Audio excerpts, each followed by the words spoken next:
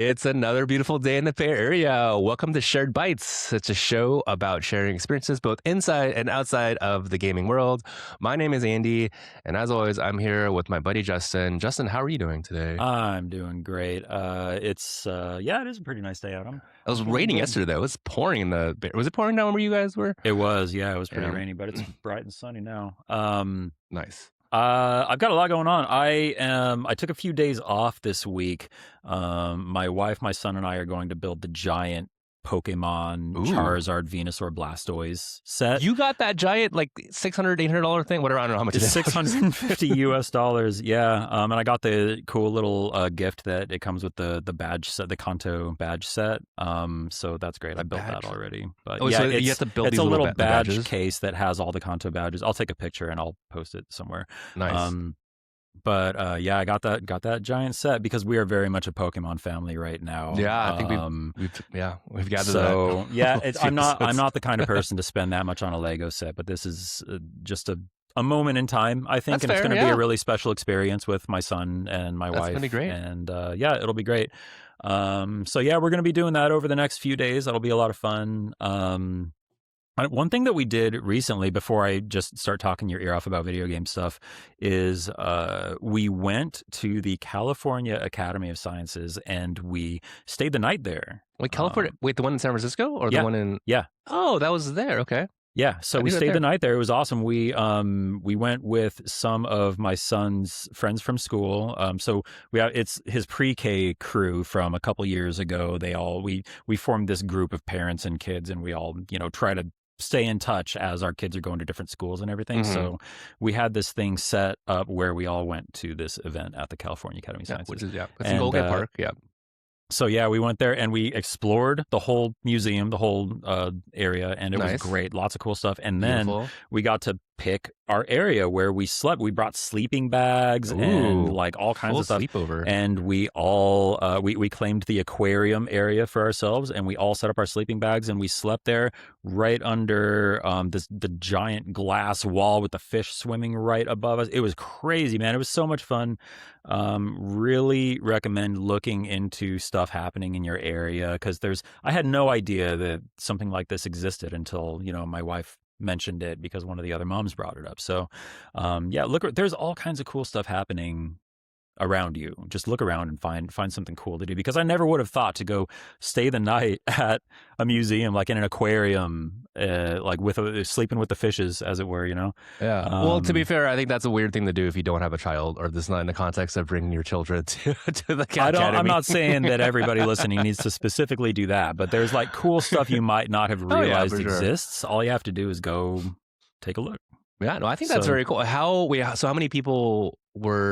How many families were there? And like, was it like with his school, or is it just like kids or families? Just that anybody could together? sign up for this thing. But yeah, it was all families. I don't know. Everyone people kind of filtered in starting at whatever time, but everybody was out in different areas of the museum. So I'm not sure how many people total. Did it feel packed? Was it like? It wasn't overly crowded. No, it felt comfortable. But there was still like a good amount of people. It wasn't like it was sparse or empty, right? It was kind of it felt good. It felt good. There were other people to interact with, and it was fun.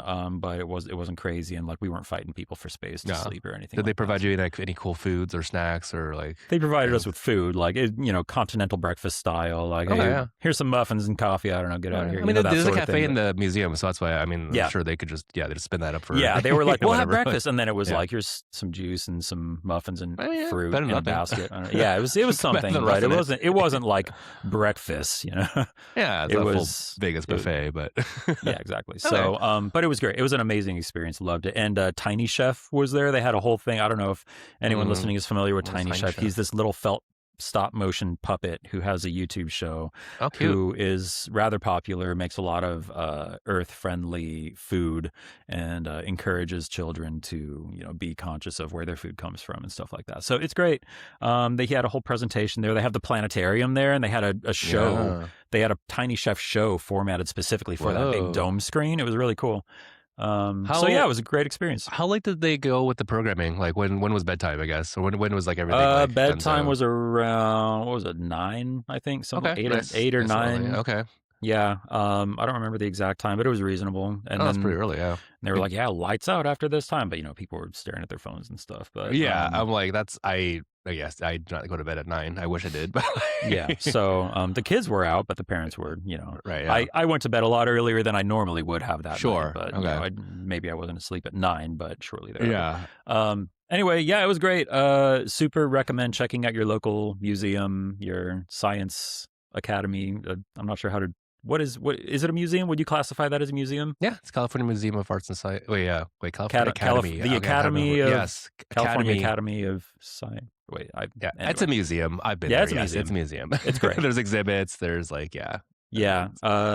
science themed museum. But yeah, Yeah. Support your local museum, library, institution. well, I guess here's what. Like, were there anybody there was there anybody there that was not like bringing their child, like in a family? I don't think so. Okay, I was just double I checking. don't know, Is it like- just like a hey sleepover night with general like a dog? Yeah, I don't know if that's a thing, if you can do that.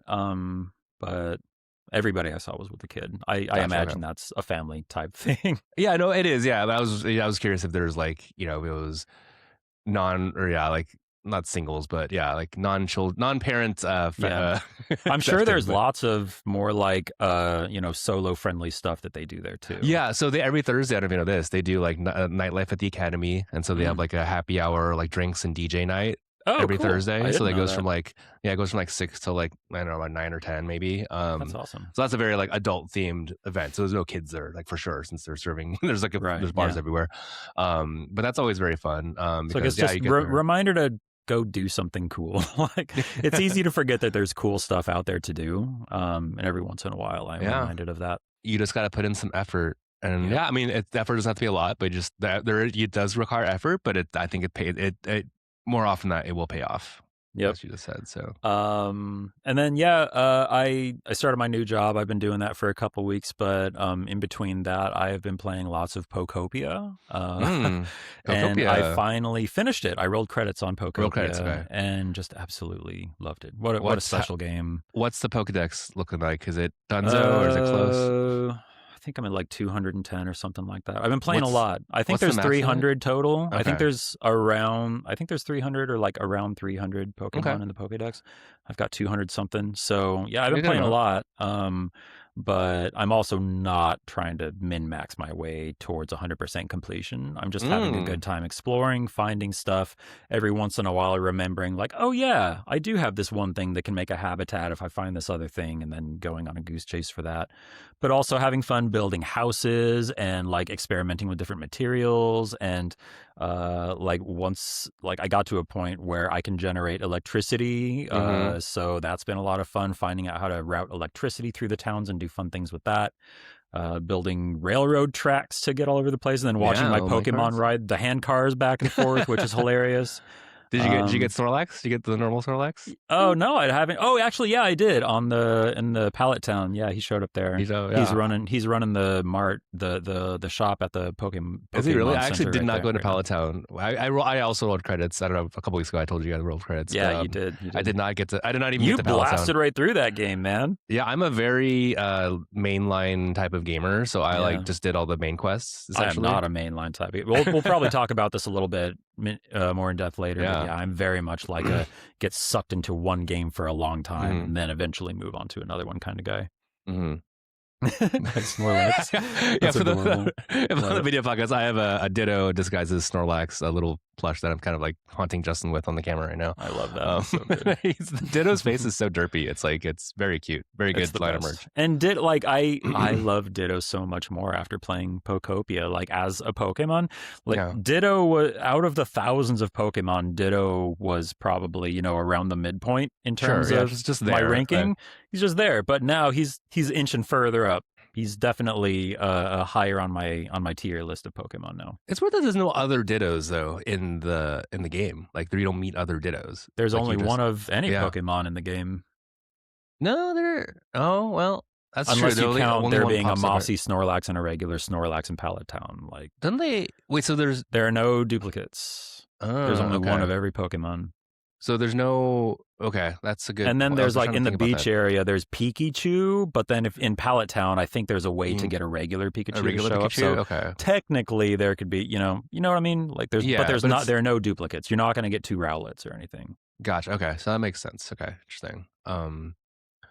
Yeah. Did you get through all the EVs? I heard that was the thing in Palatine. You can get you. That's I got a you couple of can them. Yeah, I the got evolutions Espeon and EVs. Sylveon so far, but yeah, I got to get. There's still, I mean, there's you roll credits, but there's still so much more to do in that game, man. And I'm Yeah, it's still one's unlocking forever lots had of the games. recipes.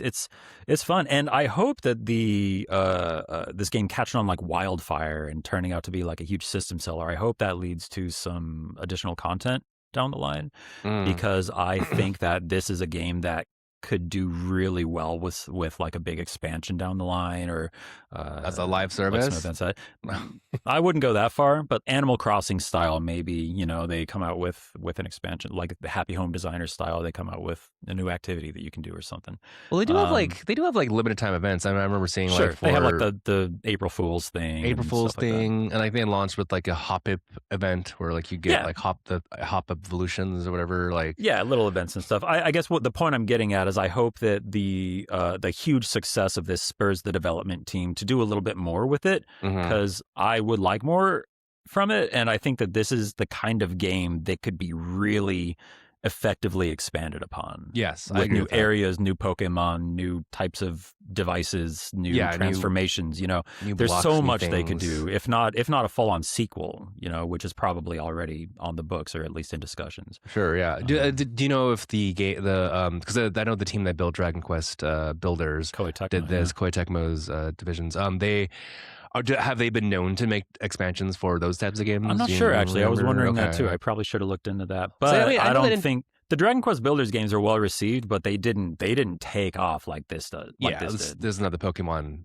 Yeah. franchise. This is This is them an easy taking like this rocket ship. criminally underrated platform that they've built, this formula that they've built with Dragon Quest Builders, that people are shouting like, it's great, you should play it, but then slapping the Pokemon coat of paint on there, and people saying like, oh yeah, I will play this, and realizing that like Koei Tecmo has like they're making great games over there. Yeah, I know Um, Nintendo's like they've historically done a lot of DLC with their first party games, or even like a second party game for this one. Like, I mean, yeah, I'm every actually curious what first the two games. breakdown is in terms of like dev involvement from the Pokemon company side, the Nintendo side, the Koei Tecmo side, like who contributed what there, because it feels very much like Dragon Quest Builders, but I'm sure the Pokemon company had their hands all over it too, and Game Freak, creatures, all that.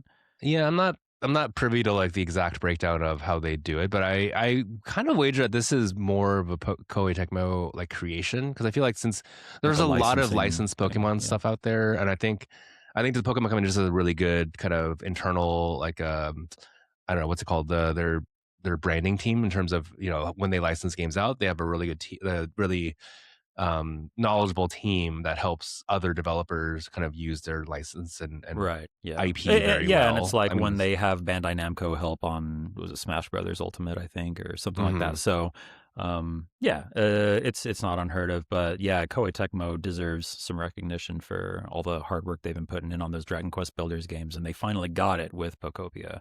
So Who did kudos. you play the Hyrule Age of Calamity, that Dynasty Warriors kind of game like I did that? not. I've never really been a Dynasty Warriors Yeah, guy. same. I It was on played Hyrule sale. Warriors on 3DS way back when, Okay. but yeah, Age of Calamity came out. I'm not really interested. Yeah, I'll I play wasn't the interested. next like actual Zelda game when it Well, comes so out. I just got my feed from our good friend Mario 64 that it was like on sale for like I think 39.99, or it was a really good price, and Yeah, I was like intrigued by the price, and so I looked up the game, and it looks like it's like a canon. Yeah, and a canon it is. entry into the storyline. It's like a It is. post, or I It don't know takes if it's pre. place in the past, like Yeah. before Tears of Okay. all the past stuff in Tears of the Kingdom. This Yeah. is like all that. Yeah.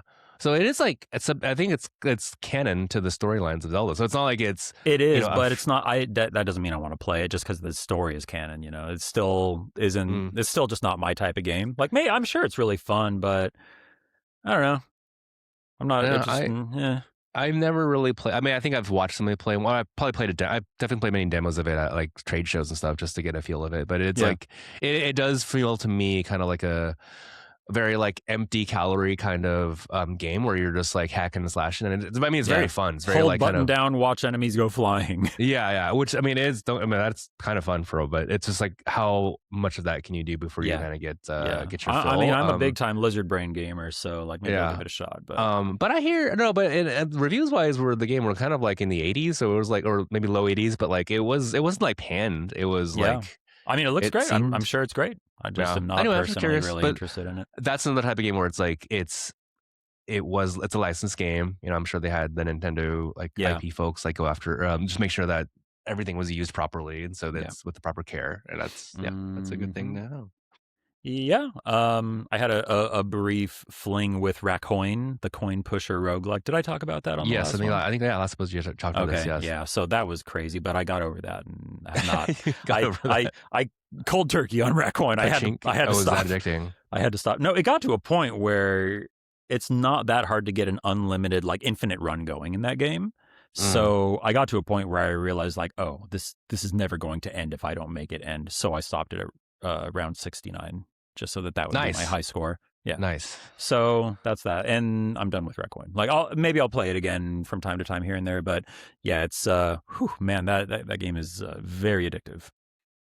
Nice. Well, good for. Well, I still have yet to try it out, but I don't know. I'm kind of hesitant, but I do want to like just see what it's like. I think it's really fun. It's really fun. Worth checking out, and it's maybe cheap. I think. Yeah, maybe if next time I see you, maybe we'll like just kind of come hang out. Try a couple games out. I got the week off. Come hang out. I'll show you Requiem. Cool. Well, I did something nostalgic last week. I went to a concert by one of my favorite bands from the 2000s. Which one? The band is called The Format. They are from Phoenix, Arizona, or the Phoenix area. I don't know if they're specifically from the Phoenix area, but it's one half. So it's a 2-person band, and one half of the band his name is Nate Reese, I believe, and he's the guy who was the lead singer of Fun. Remember the band Fun? Oh yeah, Fun period. Fun period. You know, We Are Young, the one that featured Janelle Monáe, that song that everyone had in their high school prom or whatever. Name your graduation. Oh, maybe it was graduation. That was but it was a very hugely popular song in 2012, 2013. Their band Some Nights. Also, fun fact, that band also had Jack Antonoff, who is now a like super producer. He produces like Taylor Swift, Charlie XCX, like all this stuff. He's in the band Bleachers. He's a very accomplished pop songwriter. Also, so was Nate Reese. I went on a rabbit hole with this. He wrote some songs for Kesha and Pink and like all these pop stars. So it's really interesting how these like the members of this band have gone on and become like super producers. Anyway, this the band Format is not that band, but this is the lead singers are one of his earlier bands, and they took a 20-year hiatus. So the last time I saw them, I think it was in like 2007 or 2006. So it was like around my 19 years, like almost 20 years. But they had a reunion, like I guess like mini tour. And they have a new album out. It's called Boycott Heaven. But it was really cool. Like I am not a person who usually likes nostalgia, because I usually like to try to find new things or get into new experiences, as you can see on the show. But this is one of the few bands from like the 2000s which I actually really liked and I kind of missed, because I think it's one thing if it's like the band has kept going on for whatever many years, but taking a big hiatus kind of makes it feel more special. Yeah, for sure.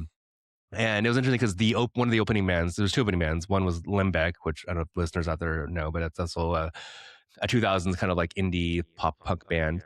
Also, Phantom Planet opened for them as well. Remember Phantom Planet? Remind me. Name rings a bell. They're most famous for doing the theme song for the show The OC, California. That's right. California. Yeah. Here we come. It was interesting and they opened the show, which was wild to see. The lead singer is Alex Greenwald. Fun fact, I think he was married to Brie Larson, or at least engaged to Brie Larson. Oh, wow. Also, fun fact, Jason Schwartzman, the actor, was the drummer for Phantom Planet. Oh, wow. Really? Yeah. Like, I think at the same time they were in like, I don't know if he left the band around Rushmore when he made the movie Rushmore with Wes Anderson. I don't know if that was around that time, but I didn't know he was a drummer. He was a drummer, yeah. And rock on. You're a big drummer guy, so I know you're a drummer yourself. So fun fact, so it's very like kind of just 2000s coded show.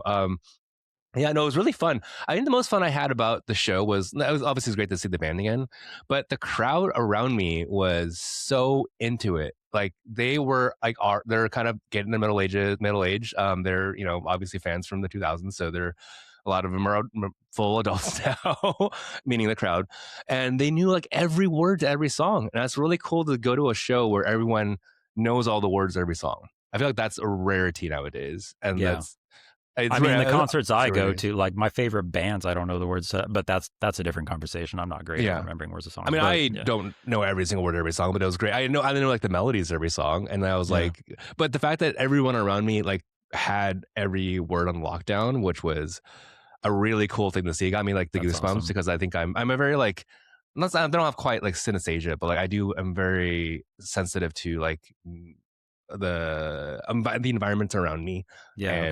and so it was like really cool because like when that happens, when you notice everyone singing along, that's like that tells you like indirectly that everyone is having a moment for themselves, right? They're having like this emotional connection with the song and the artist, and so that was really cool. But I you're think all that's like kind the of coolest sharing part. it together too. Yeah, Like it's a really interesting dynamic. yeah, and I think also, and with the lead singer too. I mean, he clearly felt the energy from the crowd, and like it was kind of show actually like there were it wasn't like everyone had their phones out. I mean, I had my phone out at some just to get that couple clips of it because you Yeah, you have got I to mean I have to, but like document a couple. it wasn't like if you watch Coachella over the weekend, there was some shows. I think the Sabrina Carpenter show or the Justin Bieber show, where the entire if you see the crowd shots, it's literally a sea of phones, Yeah, and that's so that's just I annoying. think I mean it's just a sign of the times. I think generational. That's kind of like how Yeah. that generation kind of shows fandom, a little bit, or like this is I like want like yeah imagine how much storage all of those slightly differing viewpoints of the same thing are going to take up and just sit there in some data center somewhere, and like most of those will never get looked at or shared with anybody. They're just going to maybe. sit there on a hard drive somewhere. Yeah, I mean, I'd rather that than have whatever else sort of data storage centers that are going on right now.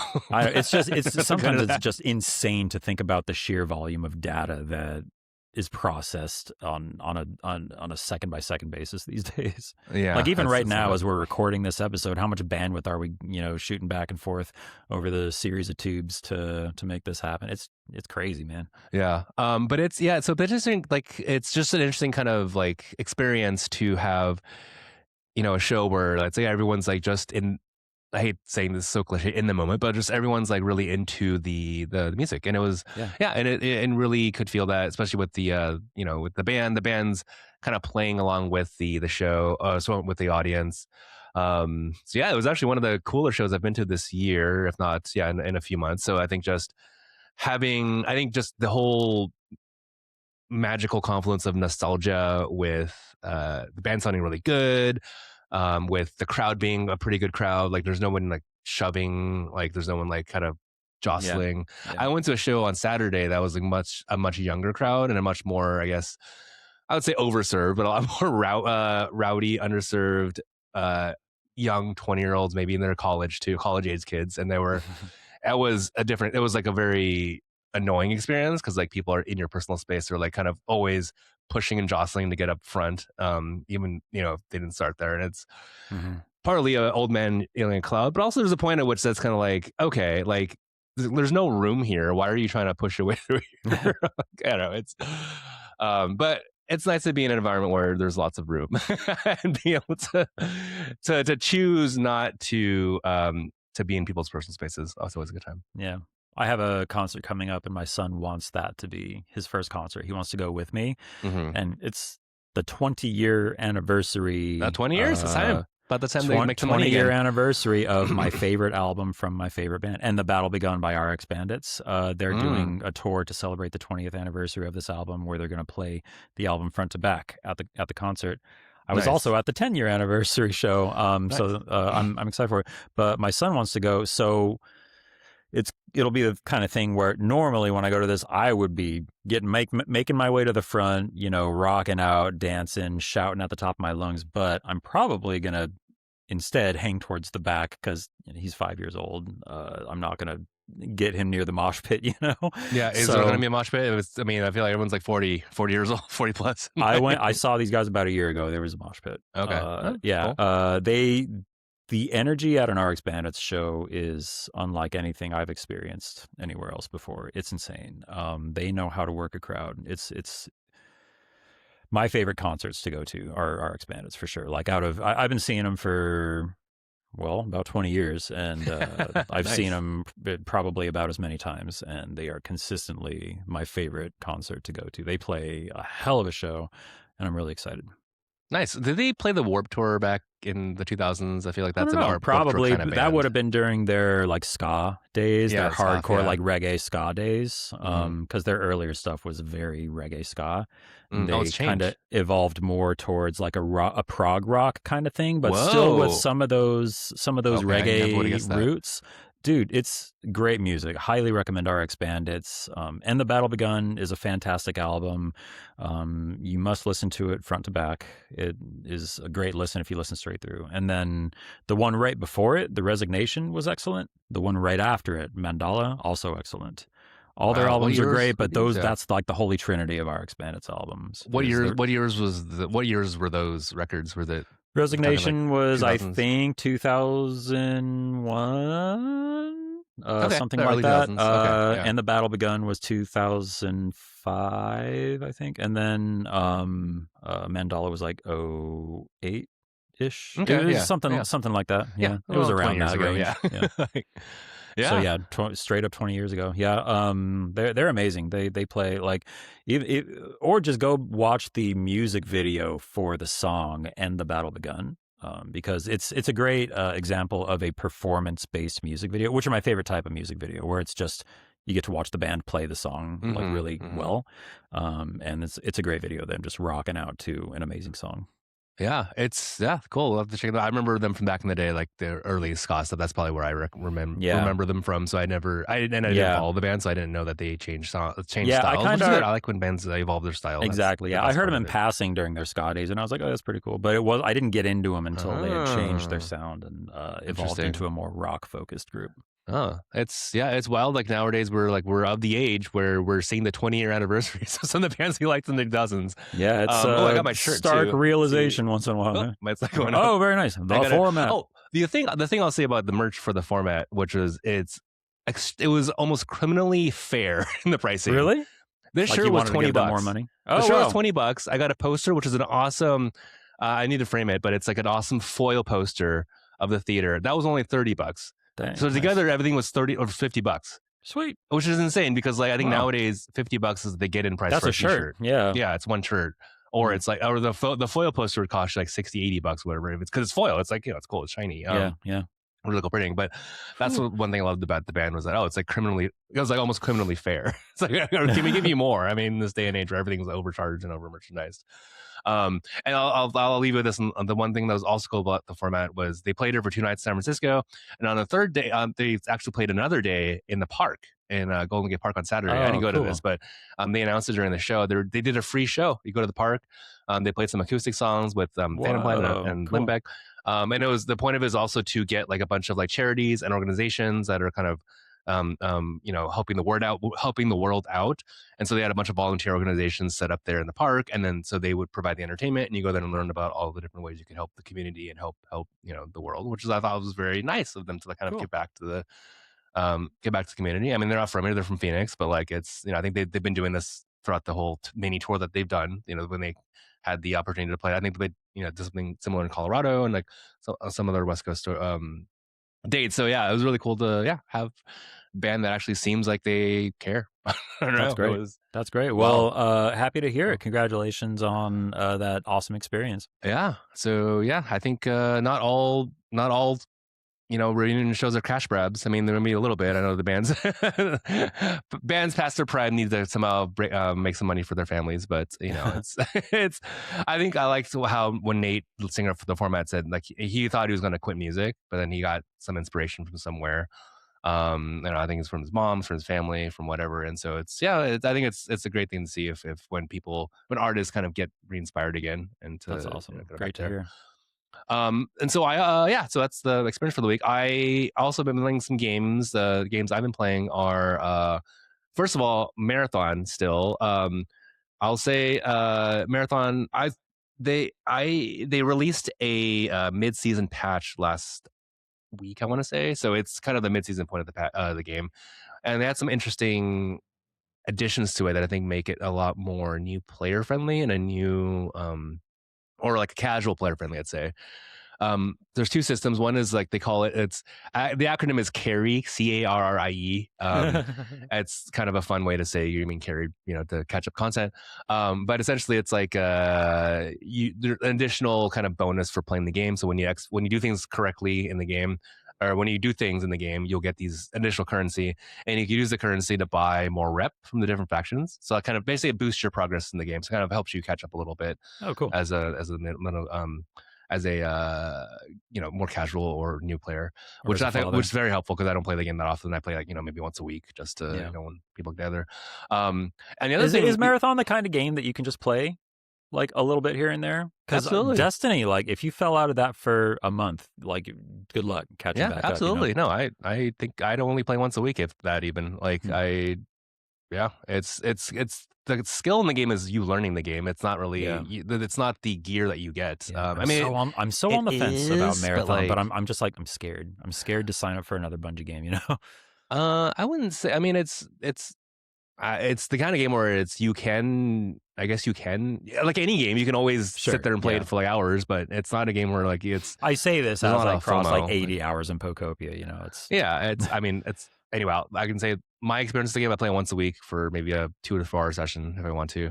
Yeah. Maybe I play a couple times a week if I feel more inspired. But I feel like I need to get it just for the sake of like keeping up with the conversation, because it sounds like it does a lot of interesting things with like mechanics and the way that they're implemented, and it seems like a very unique game, like the kind of game that you have to play now if you're going to play it. Yeah, that's the thing. I would suggest playing it while it's still up. I know there's a lot of doom scrolling in the game, which is, I think well, not only that, but while people are curious about it and excited about it, like it reminds me of the early days of Destiny before it turned into the community just rallying against every decision they made. It's when people weren't sure what to make of it, when people were still figuring it out. That was the most exciting time of that game, and that's the time that it feels like Marathon is in right now. Yeah, for sure, and I agree. I think this is actually a phenomenon for many multiplayer games, is that there really is a shelf life for multiplayer games. I know it's easy for people to go, oh, it's it's a live service game, I can just play it later or whenever. I'll play it, there's more people later. But the best time is actually when the most people are talking about it, when most people are playing it, because that's the most kind of curious and interesting times before everyone gets super good at the game or super kitted out or whatever. Before it turns into a thing where you decide to play and then like you have a friend saying like, oh yeah, I'm at end game, so let me power you through and get you blah blah blah blah blah. And like here's this and this, and you have to remember to do this and do that, and it's a different dynamic then. It is, yeah. So there's always I would say yes, and also I think there's a sale right now. It's 25% off, 20% off. Is it? Yep. Shoot. Just to put you over the edge there a little bit. It's $27. So here's the question: link you later. PlayStation or PC? That's PC. 27 is Steam. Oh, okay. But yeah, well, we can talk about offline. I can help you with that. But it's it's the right time. I think it's because halfway through the season, and I think I know they've announced that they're kind of in it for the long haul, as they say, but you never know. And it's like lots of teams have said that. Yeah, I do have higher hopes for this game. But yeah, even if it's not, then you have the time you have with it. Like that's the one thing I think I read this last night on the Reddit post, because obviously I was looking at Reddit for Meta Marathon after my games just to kind of see what's going on. And there are a lot of posts that are people like, yeah, you know what? I got my $30 worth. If this game went down tomorrow, I have $100 in this game that I really enjoyed, and nothing can take that away from me. And they're right. It's like that's the kind of the perspective that I approach this game too. Any game really, or any game that's live service, is that hey, nothing's gonna last forever. As long as you get either your money's worth or you feel satisfied, that's really the important thing. And this game is a retail price $40 basically. That's not a full price game. That's it's half. And if you get anywhere near anything above like 5-10 hours, that's your money's worth, I think. Like I pay $40 for and we're not equating playtime with quality, obviously, but like you play, that's a different discussion. Yeah, it's a different discussion, but you play any experience. You go to see a movie, it's 2 hours and it's $20, right, or whatever that is nowadays. I mean, more for IMAX, less for discount, but if you're looking at hour per entertainment, it's you're getting you're getting your money's worth. So, Entertainment unit consumed. entertainment unit per consumed CPU or whatever that rate turns out to. But yeah, so it's been fun. So the other new player friendly thing that I want to bring up is that, and that really gotten me back into this game, is these sponsored kit only games. So it's a new. So Joe Ziegler, who's the director of Marathon, he used to be director of Valorant before Bungie poached him to head up Marathon after they had some leadership changes. They are doing a thing where every week they have an experimental queue that they're kind of trying out new game modes. Okay. And so there's two like really good ones that they've done the last month or so. One is duos. So it would be cool for you and I to go in there like just as a duo, because everyone else is a duo too. So it's only duos. Like the Valentine's event from Destiny. Was it Crimson something or other? Crimson Days, I think. Crimson Days, that's what it was. Yeah. I always loved when I played Halo 3, I loved like the duo queue. Mm-hmm. Like I think me and my buddy go out to like level 45, 50. We're like kind of really high up there on the duo ladder. Oh yeah. On Halo 3, which is it's always easy to find one buddy to go. It's always, if you add more than one person, it becomes exponentially harder to schedule. I mean, this is probably an older person problem, but like as you get older, it's obviously hard to schedule things with your friends, even gaming time. And so yeah, having the duos queue was really cool because it's something that's it makes it easy for a buddy to get in there. And if you don't have three buddies on the same time, it's always I always think it's kind of weird to have a third fill from that's random. It's like, I don't really want to talk to this person. Do I want to talk to this person? So there's a duo queue. And the other queue, which is this week, which I think is the one everyone's talking about, is the sponsored kit queue. So if you're not familiar with the game Marathon, it's an extraction shooter where you have to bring your own loot in. So anything you find in the game, you have to keep. But every time, if you die with that loot, you will lose it forever. So it's kind of a risk reward. That's one of the main tenets of the game genre of extraction shooter. But Bungie and Marathon have a thing where they have a loadout called the sponsored kit. So every day there's a new sponsored kit. Right, there's like 6 factions in the game, I believe, and each day it rotates between the factions in terms of which one is sponsoring that day's kit. And this is a kit that you can get for free. So at the baseline, you can play the game. Even if you lost all your stuff, you can play the game by using the sponsored kit, which I always like doing because I'm a new person in the games. I like kind of don't want to risk anything. I'm still getting over the psychology of the stuff. So I always take sponsored kits in. Sometimes I get crushed, sometimes impermanence. I don't. Yeah, but there's a queue now which puts everyone on the same level. So everyone has to have a sponsor kit to play this, and I think this is the most fun I've had with the game because this makes it even more of a level playing field where it's now no one can really outgear you. It truly is a skill issue if you if you don't pull your weight. Yeah, it's a skill issue. I mean, it's still some random stuff happens, and it's still like a Bungie game, but or still like a shooter. But at least like it puts you on even footing to start the game, other than your own skill actually. So you're right. That's the difference maker.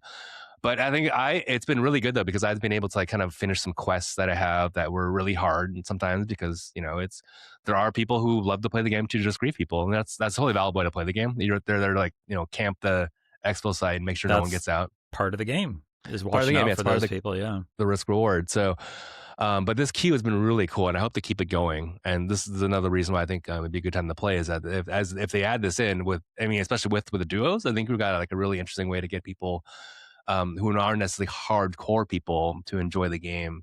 Cool. Well, I just bought it, so. Oh, nice on camera. Nice. Well, you heard it here first on Shared Bites.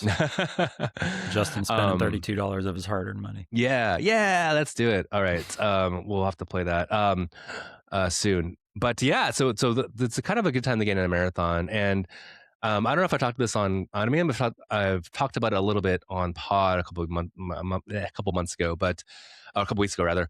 I've never really liked extraction shooters. I think it's not for me. Same. I don't like losing everything. I don't like this. I got into the Division 1 for a little bit, but same thing. I could never get past that mental block of like, man, I feel like I'm losing progress. Yeah, exactly. Yeah, it's stressful, man. It is stressful, and I mean, but as I played the game, it's like that stress is actually what makes it magical. Is that you get this, as the kids say, this cortisol spike of, fear and anxiety, but also like a thrill. Do the kids say a cortisol spike? Yeah, is that a kid's thing? I think that's just a scientific term. Is that a thing? Yeah, Huh. we don't have to get into this, but it's Lux Maxers. These cortisol I've spike heard as a about like thing. looks maxers and all that Yeah. stuff, but Anyway, but yeah, it's a thing now. But anyway, so there's a cortisol spike. That I mean, this is actually I think applicable because it actually is a cortisol spike when you get this like level of stress. But it's also so thrilling when you get out alive or when you like have yeah. this daring escape. So I get it now. And then you put I that actually high quality loot in the vault to never actually use it for right, fear of yeah. losing it. I mean, it's sort of that, but also like I care less about loot now. And I wrote an essay about this, so I want to plug my new newsletter. I have a newsletter that I kind of been off and on, and hopefully you're subscribed. Hopefully everyone's subscribed. It's called Appropriately Cultured, and you can get to there on appropriatelycultured.net. But in there I'm kind of looking at. I want to kind of explore some of the topics that we've talked about, kind of in games, and other parts of life and culture, with something that's a little more kind of a think about things a little in depth. So I think I wrote an essay last week about Marathon, kind of how I changed my perspective on this game through a different rewiring your brain, so to speak, in that you kind of look at things a different way. And it's really interesting when I sat down and think about it, and like, why do I like this game now when I never liked this last year or before? I hated it last year. I played the alphas and Well, it's also the different betas. now. They changed it based on those. It's a little different now, but They changed it based on you hating it. I I wrote the essay before these news changes happened in the that I just told you about.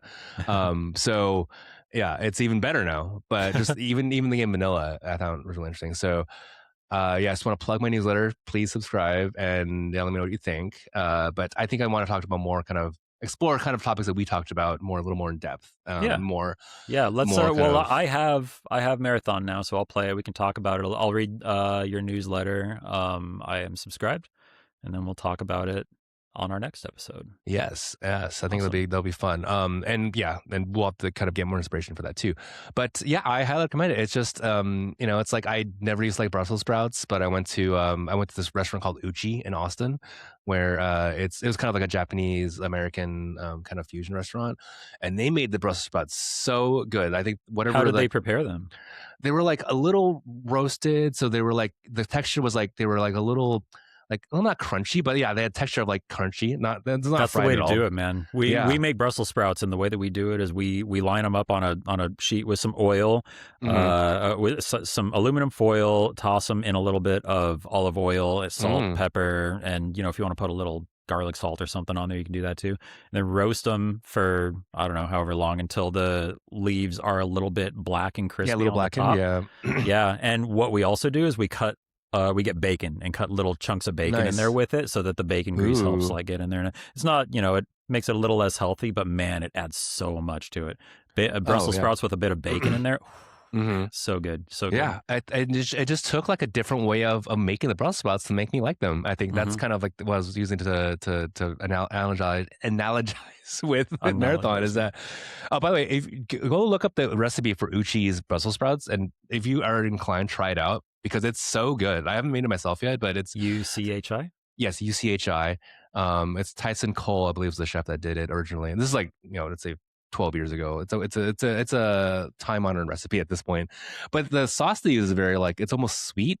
It's almost like not quite a teriyaki sauce, but it's like has this kind of like a little sweetness with with flavorful in it. It's nice, similar to what you did with the with your recipe too. There's a place in the Bay called Rise Pizzeria. They have Brussels sprouts that look kind of similar-ish to this. Worth a try if you ever find yourself near one. Yeah, I feel like every time, I don't know if it's because of the Uchi recipe that I see. I when I get Brussels sprouts at a restaurant now, I feel like a lot of them are these similar to like how these are prepared. I'm not sure. I don't know who did it first. They got some of that Thai sweet chili sauce. Yes, in there. That's the key. Yeah. But yeah, I hated Brussels sprouts as a kid. They were like, ew, this looks gross. The texture was gross. It was just like, I did not like it. But I, had it here and I was like, well, that really. Yeah, you probably had them steamed or something. They're no good that way. No good. Yeah, there's no flavor. It's like kind of slimy. Anyway, but yeah, so sometimes it just takes the right way of seeing something or someone showing you a different way. Or absolutely, it's a great perspective. Yeah, and thanks for convincing me to buy Marathon live on the air. Nice. Goodness. We'll see. We'll see if it's choose you out and spit you out immediately, or if you give it a chance. I played during the server slam. I played one round with That's some of the right. fantasy league guys, and we had a great time. So Okay. I think I'll enjoy it. I've just Okay. been Okay. reluctant to tiptoe into those Bungie That's waters again. You know, because I've hated the game since those things. So I'm glad I'm going to complete 180 on this game now. the thing is, I'm afraid I'm going to like it too much, and it's going to impact my life in negative ways because I have a bad habit of not being able to pull myself away from things. So something I need to work on. But all right. Well, if we're playing together, I'll do a good job. I'll try to do a good job of being mindful of the time spent. All right, Justin, have you done your homework? Yeah, we done this. But yeah, well, excited to play that with you soon. And then real fast, the other game I've been starting to play is Pragmata, which I think is just came out last. Pragmata, like Krav Maga. Shout out Cam. We are. It just came out last week, and I got the game on. There's like a 20% off deal on Newegg. So if you that deal's still there, nice. that's why I bought the game. It was 20% off on Newegg. It's also I think 18% off on like Green Man Gaming. If you ever use Green Man Gaming, I'm very much in the like wait for a sale camp on this. Yeah, one, that's why I got it because it was on sale already. So that's why I was like, oh, maybe I'll tell you it's also on sale technically, and it's also not a full price game. It's $10 less than normal. Right? Yeah, it's 60 versus 70 for a normal full price game now. US so dollars, between those two things together, the game was at a price I was willing to dive in, especially given the amazing reviews it's gotten. I think it's gotten some really good reviews. It's lots of people calling it Capcom's best new IP. Like it's their great new IP. And that's great. Like that. We love new IPs. We were big in the OP guys, and it's also I think yesterday I saw the news that it sold 2 million copies. Capcom has 2 million copies over the weekend. Not too shabby for a new IP for something. And it's so I've only played about I'm about an hour or two into it. So I'm just starting to get my head around the game mechanics and the characters. And it's pretty fun. It's pretty fun. It's not I'm not like blown away or anything yet, but it's a very solid game. I can't wait to play more of it. But it's not at the point where I'm only playing this game. It's like when you get to the point when you have a game, it's like it's kind of got its hooks in you, so you would just only want to play the game until you finish it or whatever. It's not quite gotten me there yet, but it's also because I've kind of I've only had a couple game sessions with it. But it's got a really interesting gameplay loop mechanic, which I find the most interesting part of the game. In which did you play the demo of no, Pragmata? I know. All I know is kind of what I've heard. I've been grabbing little bits and pieces of conversation. Something about like you're building up a base in between going to do stuff or something. The base part is not really part of it. If anything, you're upgrading your character. There's no base. The base building is just unlocks by itself as you play the game. I see. So there's no. I would not go in as expecting a base simulation at all. It's an action game. It's a third person action game. It's very much like if you're playing Vanquish or a Platinum Games game. It's a Platinum Games ass game. I read that the art director for this game worked on like Nier Automata and a bunch of Platinum stuff. Did he? That would not surprise me. I think so. I'm not sure. I don't know his name off the top of my head, but I know that one of the co-directors was the co-director of Resident Evil 4 remake. Nice. So it's Capcom's kind of A team or Capcom's now a team of directors and people on it.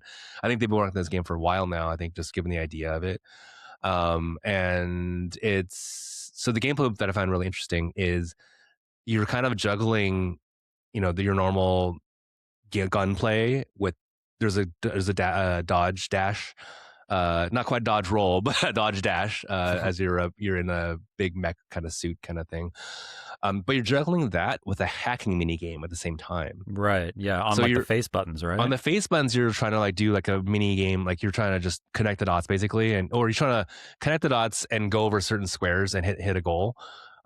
It sounds more complicated than it is. When you're playing the game, it feels very natural. But it's brilliant because it's simple enough that you can do it without devoting your entire attention to it, but it takes enough attention that you have to also worry about dodging the attacks in the game in real time, with your dashes and your jumps, while also aiming and shooting. And so all three of those things together create this kind of interesting, pat your head, rub your tummy scenario where it's not necessarily it's not like you can do an autopilot, but it's also not, it's not that hard that it's frustrating. It's actually, every time I've died, it's like, oh, I could have done better. It was, it wasn't really. So it's got a really good balance of that loop, which that's the most unique part of the game, and so it's pretty interesting. Yeah. I looked up the director of the game, Yong-hee Cho, Mm. director of Pragmata, first game that he's directed. He was the art director for the Resident Evil 3 remake, but previously was a weapon concept artist on Nier Automata, and did character design on Metal Gear Rising: Revengeance. Worked on the Wonderful 101. Wonderful 101, nice. So yeah, got some Platinum Games DNA in Pragmata there for sure. Nice. Yeah, no, it's kind of, it does feel like a Platinum game when you're playing it. I mean, it's got a little, I mean, it's on Resident RE engine, so you know it's kind of right. you have that in there as well. It actually looks really good on PC. I mean, I'm playing on PC. Got my ray tracing on, path tracing. Yeah, you got a beast of a machine. I'm probably going to wait for the game to go on sale on PlayStation because I have a PS5 Pro, so it'll probably. Yeah, I just saw they had a PS5 Pro update yesterday. I think there's some PSSR stuff that makes it even look a little nicer on there as well. But definitely. So far, recommend. I mean, it's not, again, it's only an hour into it, so I don't want to pass too much judgment on it, but I'm definitely not unhappy with my purchase of the game so far. I love that you're still holding Snorlax, by the way. I just saw him peek up a little bit. Snorlax. It's kind of a nice little comfort animal. Yeah, so that's what I've been playing. Cool. So let's say I got to play Pragmata, I got to play Marathon, I got to make Uchis, Brussels sprouts. Let's see what I've got a whole list. I got to read Andy's newsletter. You got a lot to do. Got a lot of. I want to talk about a video game. There was a release date just as of recording this morning. Splatoon Raiders got a release date, July 23rd. I'm excited for this because my son loves Splatoon 3 right now. So we've been playing it a lot, listening to a lot of the music. I actually, at drum practice each week, I've been trying to play along with some Splatoon music because they have really fun drum parts. So super hyped for Splatoon Raiders. It's a single player focused Splatoon game, which is amazing because I've always been super interested in the vibes of Splatoon, but I'm not really a hop into a 3-minute match, hop into another 3-minute match, hop into another, that's not really how I like to play games. So something that's more focused, more, guided, something with an experience, like a beginning, middle, and end, that seems I'm into that. Compelling to me. This intrigues me. So yeah, July 23rd, I'm super hyped. I haven't watched too many trailers because I'm kind of in that mode these days where I'll watch the reveal trailer for something and then purposefully tune out. Yeah. I'm excited, and my son's excited too. Is this the first party Nintendo game, or is this? I think so. Okay, I'm not sure. Cool. I didn't totally miss this, but yeah, good shout.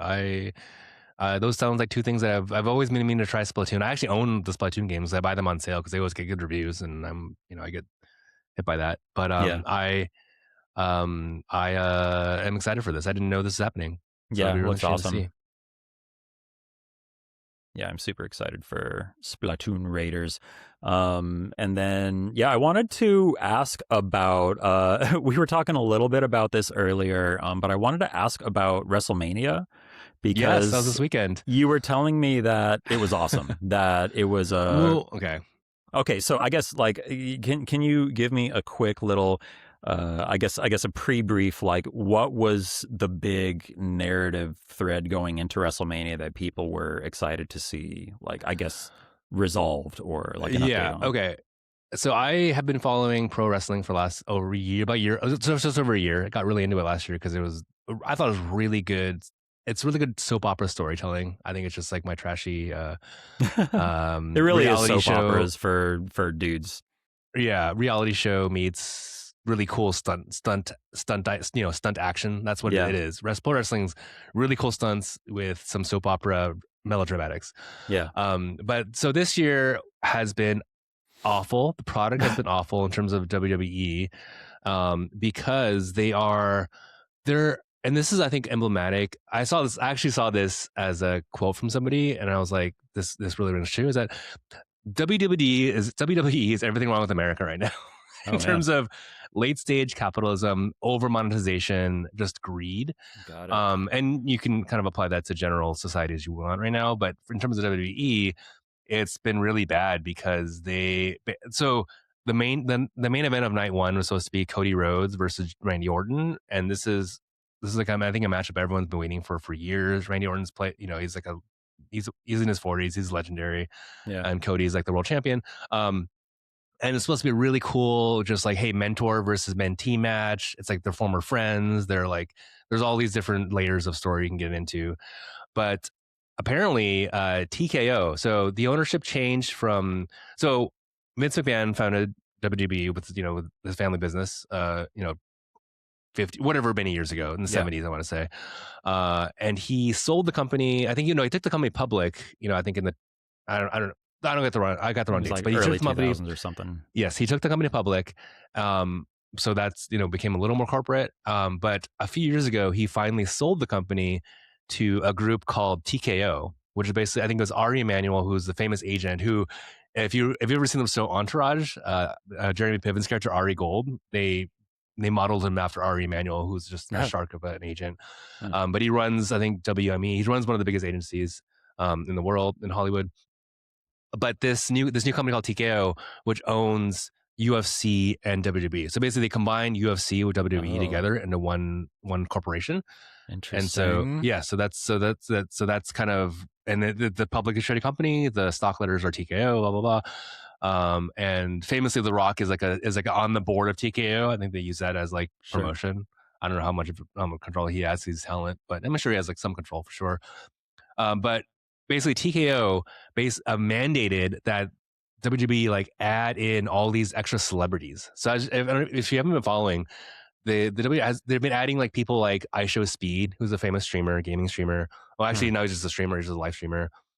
They added Jelly Roll, who's a country singer. They brought in Pat McAfee, who is he did a sports talk show, the announcer, and then he also did sports talk radio. But they basically inserted all these celebrities into the actual Wrestling Feud main events. And so it was funny because it ended up being the last few weeks that Pat McAfee was cutting the promos for Randy Orton. Like they basically got rid of the wrestlers and just put in celebrities to do the product for them, which everyone was so pissed about because it's at the point where it's just shameless self-promotion, cross-promotion. What do you want to do it? It feels very much like they got an influencer manager in there, and they were like, "We got to get these guys." I mean, so what I think the story goes that Ari Emanuel, he manages Pat McAfee, and he's like, "Oh, Pat McAfee's the next Sylvester Stallone. We got to like put him everywhere to make sure he's a big draw. He's gonna sell more tickets." And Pat's engaging. His product is very engaging. He's funny, but he's not the main eventer at the pro wrestling product show, right? He's not the main talent there. And I think just this notion that I think the fans were annoyed that it's like this corporation trying to push something on them. I think that's something everyone can relate to, is that, oh, this greedy corporation is pushing somebody on me that I didn't want in the first place. I think that's what people are pissed about. And then to rightly so, it's been awful. I haven't really been watching anymore, but I think I follow kind of tertially what's going on just because I'm curious. And it's been funny to see just how poor decisions they've gotten, how poor the decision making is to have got them here. Oh man! So I think the WrestleMania show hasn't sold. It wasn't selling very well because the ticket prices were insane. So obviously the tickets aren't going well. And so they brought in Pat McAfee to come in and just like go. And I think he actually said on his promotion that, night 2 sucks. Buy night 1 tickets because night 1 tickets weren't selling well. So I was like, I'm going to give everyone 20% off, sponsored by Chevy. And like, well, that does a couple of things. One is that he's actively saying the product sucks. He's like, he's saying don't go to the show. It's ridiculous. And he's also saying, it's not worth the full price. It's whatever. It's just a whole slew of bad corporate, just greedy decisions that led to this point. Jeez.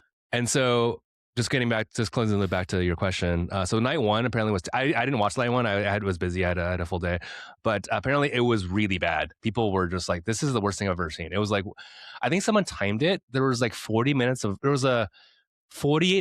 of commercial ads. There was, I think, and this is from a 4.5 hour show. Basically there was 32% of the telecast was wrestling. The rest of it was not wrestling. My goodness. It's like when you load up a web page and there's like 2 lines of content that's surrounded by banner it's like a flashing giant ads. Like banner flashing ads, yeah. And even like during the show, everything's sponsored now, right? Like the mat is like sponsored by Snickers. There's like every like thing has a sponsor on it now. Like literally everything. Squeezing that thing for every dime it's worth. Yeah. And I think people are just fatigued by that. I think we all are fatigued by this as just living in today, 2026, as everything's monetized, everything's whatever. But yeah, hyper capitalism. yeah, but it was just wild to see that it was just the 4-hour telecast, 32% of it was actual wrestling. I think that's wild, a really telling stat. But in contrast, though, I think night two, I actually watched night two and I thought it was fine. It's like, by contrast, so you put like something that's so shitty, like anything's gonna look good next to it. Night two was actually, I think people liked it. I think the main event, which I think we talked about earlier, was Roman Reigns versus CM Punk. People were saying that's one of the best Zebros, which, yeah, they're both Zebros. I forgot their names in the Zebros, like Zabrowski and Zabron. I don't remember. It's like they doesn't matter what their names are. I think one of them was named like Terry or something. No, they both have Z's in their names. They're both like anyway. But this was one of the people were saying this is one of the best WrestleMania matches ever, and you can actually tell. I mean, they tried. Like, there was Phil. CM Punk, he's like 48 years old. He clearly doesn't have the athletic ability that he once had, or that Roman Reigns has, but he was giving it his all. You could tell he's like the exhaustion on his face, like the things they were doing. It was actually really good. And people were like, yes, like if you put two good wrestlers together and have them do their job, basically doing what they're paid to do, you're going to get a good product. Yeah. And I think they wrestled for 34 minutes. So they actually had a real main event. They actually had a real, like, the one match was 34 minutes. Yeah. And this is like not, that feels long. Is that normal? No, they've had matches like where it's been an hour. Like, I think really? Hour is like kind of the match. Yeah. Oh, that's my goodness. 55 minutes. Wow, that's crazy. For a main event. But yeah, I mean, it was wild to see, like, there's matches earlier in the day that were like 4.5 minutes. And like people are also like not making fun of it, but they're also pointing out that, like, none of the women's matches went over 8 minutes. Like, what are you saying there? Which is kind of messed up too, because the women I think are more talented than the men on this show. That's neither here nor there. But yeah, so to your point, yes, I would say watch the main event of night two, the Reigns Punk match, because it actually was pretty decent. Yeah. But there is a lot of controversy over just the whole thing, and people are just tired of over monetization. I think this actually might be a good topic we can talk about one day. In terms, or maybe I'll just gaming play culture marathon instead. Maybe, yeah. I mean, it's also. It's a good wrestling match. I'll say it. It's fine. It's worth watching. Well, speaking of things costing too much money, Microsoft Game Pass, Xbox Game Pass, got some changes. Do you want to run us through? You did some great research pulling all that together. Well, this is just shout out Stephen Totillo, he of GameFile, formerly of Kotaku and MTV. He had some nicely referenced pricing list, so I was able to look at that.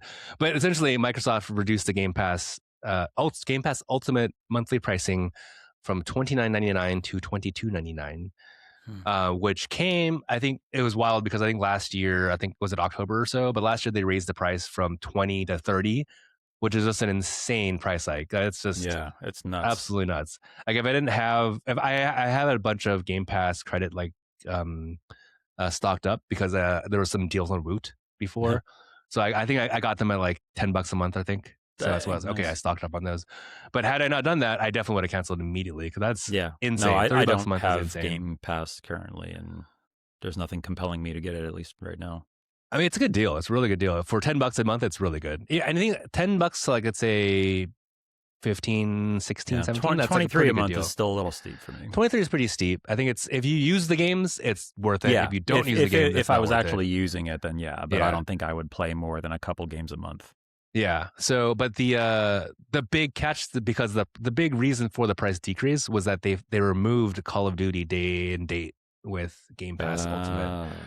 So I think this was probably the biggest thing that happened to them last year, that they kind of lost a lot of day one sales from Call of Duty because it's on Game Pass. Why would you buy a new game for $80 or $70, whatever, then when it's they were probably holding their nose the whole time they had to have it on Game Pass because of the Activision acquisition and everything. They were like, man, it's gonna suck not having that Call of Duty money, but we can't keep it off game. We said all first party games. Yeah, they said all, and I think that was a big mistake on their part, because I think it sold pretty well on like PlayStation and Steam. Oh, yeah. I mean, it sold very well on the other platforms, but it didn't sell well on the platform that they own. Yeah, go figure. Right. Yeah. And so I think that's the big catch this year, is that there's no day one Call of Duty. I think they said that it'll be available a year after, so you can play last year's Call of Duty. when the new one comes out, essentially. Yeah, well, nobody's playing last year's Call of Duty online these days. Though Correct, maybe there'll be a resurgence in older Call of Duty lobbies if they're on Game Pass, because there'll be Maybe you see a little bump, another but chunk of the audience who's not buying the new one and they're just sticking with the older one. yeah, I think. I mean, again, like we talked about earlier about you got to be there in the moment. I don't know if I want to play last year's Call of Duty no matter what. Yeah. I mean, maybe I'm gonna try it out. But there are lots of people who don't have that luxury. You know, maybe there's somebody who has Game Pass and that's all they can afford. They can't afford to, you know, keep up with the new Call of Duty every year or something. I don't know. Maybe so. I think I'd be people are curious to see if casual. I'd be curious to see if that changes kind of like the shakeout of where the demographics land in the Call of Duty. Like, I don't know if I can like obtain that information, but that would be really interesting to see if that ends up over time shifting the audience of Call of Duty players. Yeah, we'll see. I think hopefully Microsoft's hoping no, because that would mean no one's buying the new one. Which is the entire franchise is based off of you buying the new one every year and buying the new dollars or buying the new Call of Duty bucks to buy the new things for the new thing. Yeah.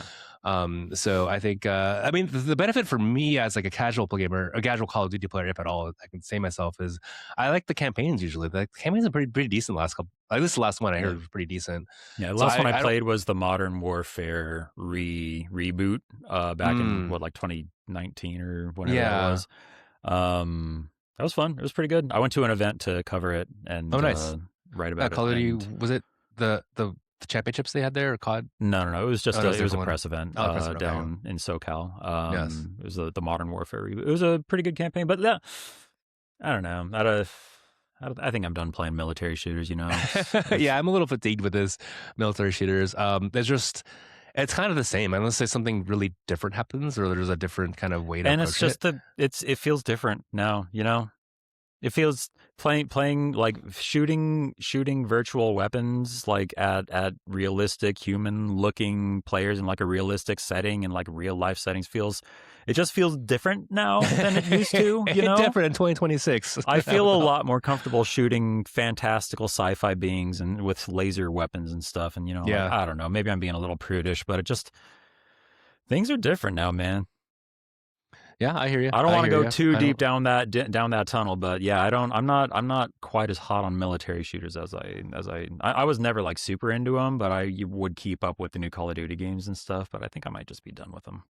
Yeah, it's fine. I mean, honestly, I've not played one in a few years as well. Like it's they do something different every year, but it's mostly the same. And I'm done. So it's fine. It's a money printing machine, and it is what it is. But the price decrease though is, I mean, I would view that as a good trade off. As somebody who doesn't play Call of Duty, I'd be curious to see if you actually cared about Call of Duty, if this would change your opinion on Game Pass, which it might actually, because that's kind of a big $7 times 12. Times 12, yeah, you can afford it. You could buy the Call of Duty with the difference. It's basically that difference is basically the price, the kind of difference here. I think what's funny is that even with the price decrease, it's actually a price increase from the previous year. Because the previous year, the 2024 price of Ultimate Game Pass was $20, which was a $3 increase over the 2023 price of $17. So it went from 17 to 20 to 30, and now it's going from 30 back down to 23. So ultimately a $6 increase. Yeah, over 2 years. But if you go year over year, it's like from 2 years, it's $6. Wait, $3 from the initial $17. The initial $17 price, it's now up to 23. So ultimately, and then before the $17.50 price, I think it was $15. You know, the year before that. I didn't write. Yeah, we have our little. Yeah, and when dinosaurs roamed, I think when it first came out, I think Ultimate was it $10 or $12? I don't remember what the first price was. I think there was some deal where they were trying to get a lot of butts and seats. Clearly it was unsustainable. Yeah, but I remember, man, at $23, it's a pretty good deal. I mean, if you play the games again, if you play the games that are offered on it, there's a lot of stuff that if I had no games budget at all and that was it, there's definitely stuff that I could find on there to play. How does it stack up to the PlayStation equivalent, the PlayStation Extra, I think, subscription, the middle one that gives you access to the game catalog? My first collection was way better, but that's historically. I actually have not. I'm on the gaming time budget where I play the games I want when I want them, and so whether that's on Game Pass or not on Game Pass, I usually don't check the catalogs anymore, unless it's a new game that I look at. But I would say historically, Game Pass Ultimate has been much better because they have all new first party games on there and all the new Microsoft first party games, and there's a lot of those. Forza Horizon. You got Double every Fine stuff. Bethesda, Double Fine, Bethesda, like Starfield, like all that stuff is quality stuff, and that's something that you won't get at PS Plus Ultra. And I think it just wasn't in the same league. I would say. True. They're In not terms of going the to new put games. they're not going to put Marvel's Wolverine on PlayStation Plus for free. Yeah. So I think it's traditionally Game Pass Ultimate has been a really good deal. I think actually what the better deal is PC Game Pass, because I rarely use my Xbox anymore, but I have my PC that I play a lot of games on, and I think right now they're actually also decreasing that from $16.49 to $13.99. So $14 a month. That's like it's half the price of Netflix. So you're getting a good deal for that for your PC gamer. That's what if I had to pay for a subscription service, that might be it, because it's the same catalog essentially. It's just on your PC versus on your Xbox. Yeah. So, and I think more people are. I don't have the numbers in front of me, but it feels like more people on their PCs now than they're on their Xboxes. Yeah, I mean, the decline of I'm pretty hardware confident platform. saying there are more PCs active right now than Xboxes. I mean, yeah, in general, for sure. Yeah. Well, yeah. I mean, money sucks. Yeah.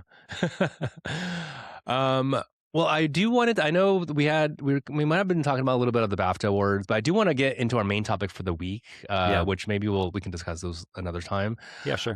But I wanted to kind of continue our conversation that we teased the last episode with our gaming food groups, food pyramid, and I think we landed on maybe food pyramid's not the right way to maybe not the right moniker to put on this, because we're not saying, hey, you need like only a little bit of servings of this type of game versus this type of game. Yeah, we're not trying to recommend that everybody play 8 to 10 hours of JRPGs a week, Yeah. No, but I think we wanted to kind of at least group kind of the games together in different like food game types. Yeah, one thing that you said was like scratching different types of itches, and I liked the way that felt. Yeah. So scratch itches are kind of like they kind of like satisfy different cravings, to use the food analogy a little more. Yeah. And so I want to like talk that through with you a little bit, because I think that's an interesting kind of way to think about our gaming. Yeah, and I've been like, one thing that came to mind immediately when we were talking about this was like my candy has been Luminous. Luminous Arise in virtual reality feels very much just like getting a candy bar and just like I'm just savoring that taste and just like washing just over, just like it's so bright and colorful, and the music, and if that feels like a having candy type of experience to me. Yeah, I can see that. Yeah, and it's Lumina's. I guess that's a good one, because it's not quite like empty, because you're kind of doing puzzle things with your head. Yeah, still, right? maybe like Trader Joe's sweets. They're a little bit healthy, but maybe not quite as processed as your. It's if Bejeweled is the M&Ms in the checkout lane, then Luminous is the Trader Joe's dark chocolate peanut butter cups. Yeah, it's a low calorie. It's still tasty, but it's still sort of healthy for you. So for the video podcaster watchers, I kind of put up the new. So there's a new USDA food pyramid that came out this year, 2026, which is interesting. So it's less of it's still in the shape of a triangle. I would say this looks more like one of the Triforces, in that there's like an inverted triangle. Yeah, the inverted pyramid. And it's not necessarily saying, this is not saying specifically, at least I'm not interpreting this. I know this is a kind of a vague diagram, as we talked about earlier, but it's not necessarily, you can only have 2 servings of Luminas every day or whatever. There's like 3 kind of like big categories of games. So the food pyramid, just to use that analogy, is I think one of the points of the triangle is protein, dairy, and healthy fats. Another point is vegetables and fruits, and the other point is whole grains. And, maybe there's not necessarily just 3 types of food for games, but I think last week we talked about, like cozy games, right? Like Pokopia or Minecraft. I don't know, Minecraft's cozy, but Stardew Valley maybe. But something that's like kind of, I don't know, would you say like brain, like low stress, low, no cortisol spikes, as they say, low stress, kind of like, things that feel warm and fuzzy.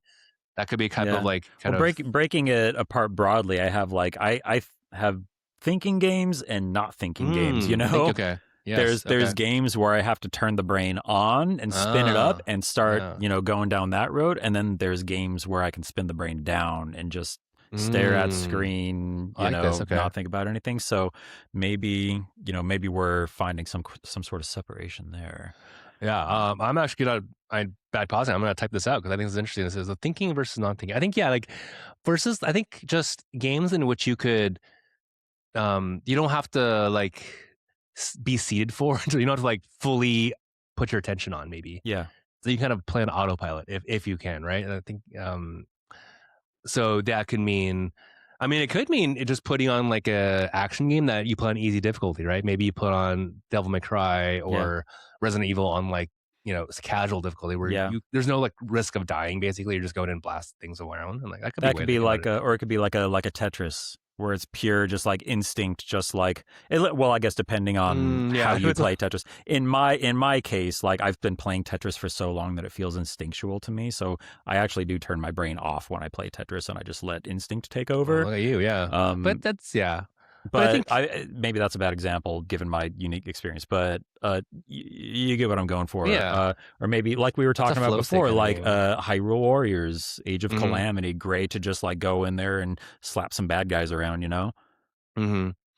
Yeah, it's just mindless your brain off. Yeah. So would you say that in your gaming plate, do you like what would you say the breakdown is of like thinking versus non-thinking? And I guess we could break that down further, but would you say like a 50-50 or is it like 60-40? It depends. And it depends on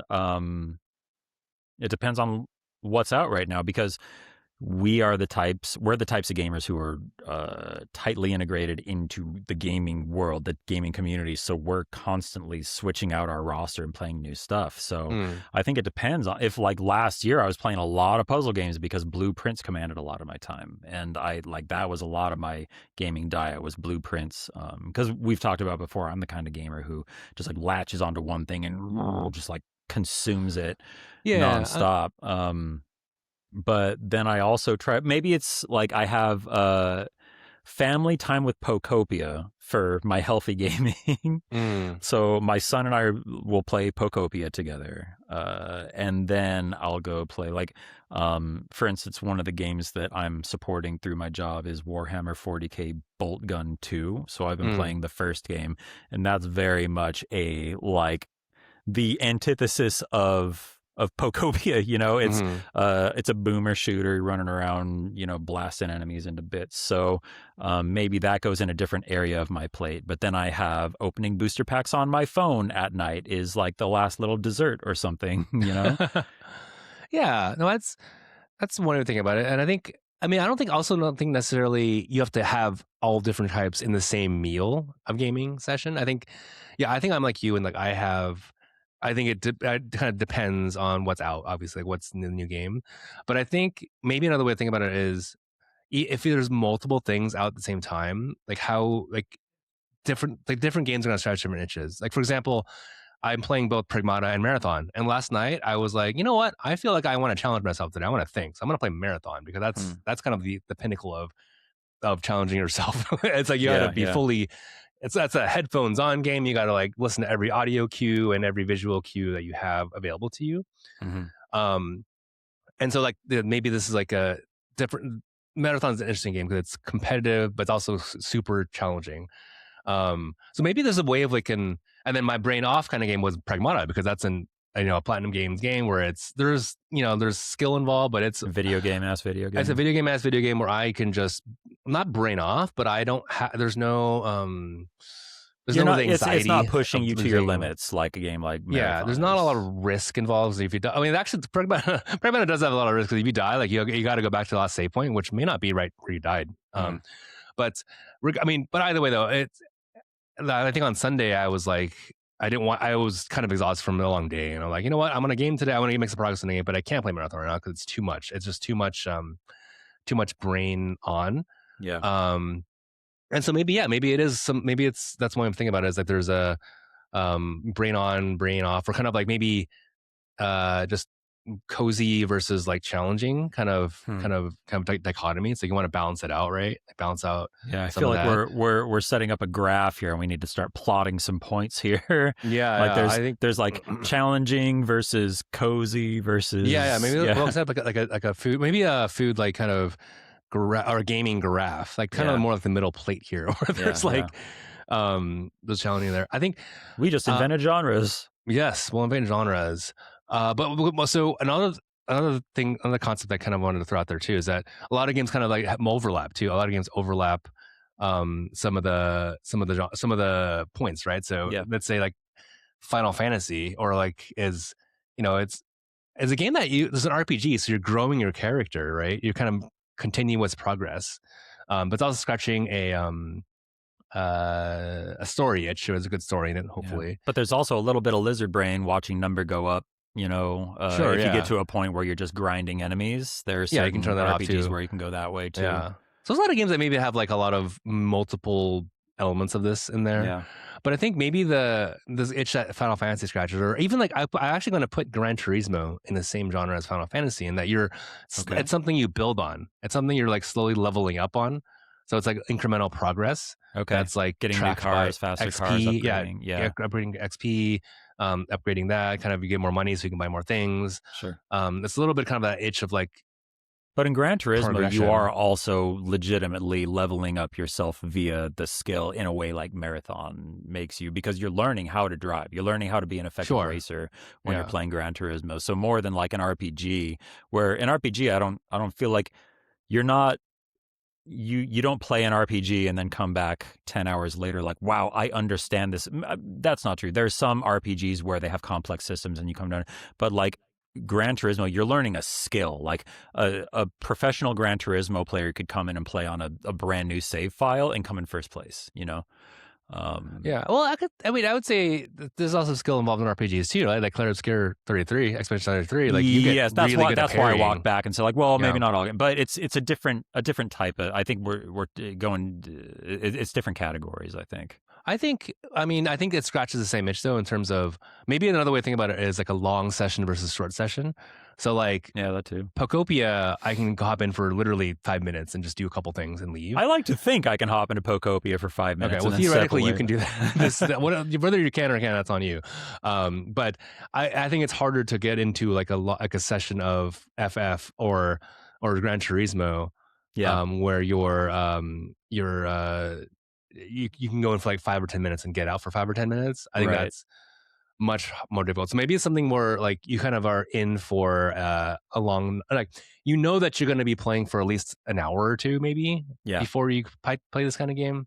Versus like if you go play, maybe it's, whether it's Pokopia or maybe it's Tetris or maybe it's Lumines or Racoin, where it's kind of a really short session based game, like a burst session. Yeah. You can kind of like fit those in the quiet moments. Yeah. Yeah. Maybe. There's a lot of different directions we could go with this. Yeah. Another thing that we might be interested to discuss would be like multiplayer versus not multiplayer games too. Yeah, or That's like a social speaking more aspect of it. broadly, like social versus solo. Social versus solo, exactly. Yeah. Yeah. Because sometimes there's games where I want to, like, Marathon is a multiplayer game ostensibly, but a lot of times there's times where maybe I want to play by myself, like do the solo queue, because I just want to get stuff done. I don't want to talk to anybody. But sometimes I guess these are the kinds of games where if you want to succeed at them, you have to talk to your teammates, because it's a team-based game. Yeah. And the reason I said social instead of multiplayer was because I was thinking, my mind went to like when I was playing a ton of Final Fantasy 14, I would play it mostly alone, but there were other people RPG around. like that, and I felt like I was hanging out with other people while I was playing it, even though I was alone, So I got some of that. I had some social interaction. I was talking to people in my free company and stuff.